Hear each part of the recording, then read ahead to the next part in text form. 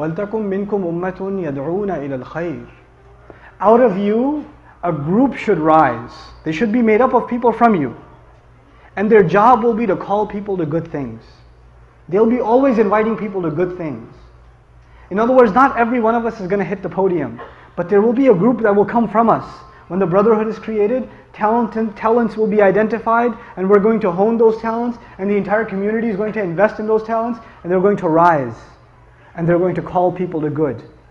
وَيَأْمُرُونَ. Can you imagine young people from our community, our own community, one day giving the khutbahs, one day inviting people to good, one day going and going on talk shows and responding to people that are hating on Islam?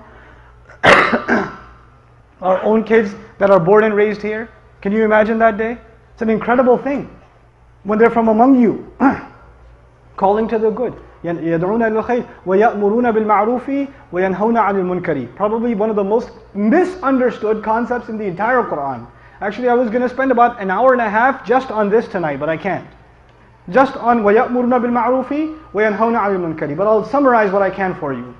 The translation says most of the time, they command the good and forbid the evil. How many people have heard that before? Command the good, forbid the evil, right? You've heard that before, right?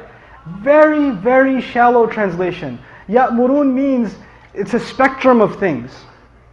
Amr means suggesting something, advising something, trying to convince someone to do something, encouraging someone to do something, and commanding someone to do something.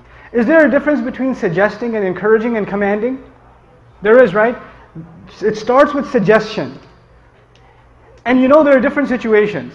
I'll give you a real life, really simple example. I love simple examples. Or I think they're simple. Right? Dinner's ready. I'm going to call my dad to dinner, and I'm going to call my son to dinner. Dad is downstairs, son is upstairs. I'm going to say to my son, dinner's ready. I'm going to say to my dad, Abba, dinner's ready. I did amr in both cases. In one case I used authority. In the other case I used respect, request, right? Two different things. Two different situations. Amr bil ma'roof depends on the situation. You don't go commanding people. You don't take out your haram gun and haram, haram, haram, haram. Like, everything's haram. You can't do that, don't do that, no. And we have, unfortunately, some of this social constipation in our masajid in some places.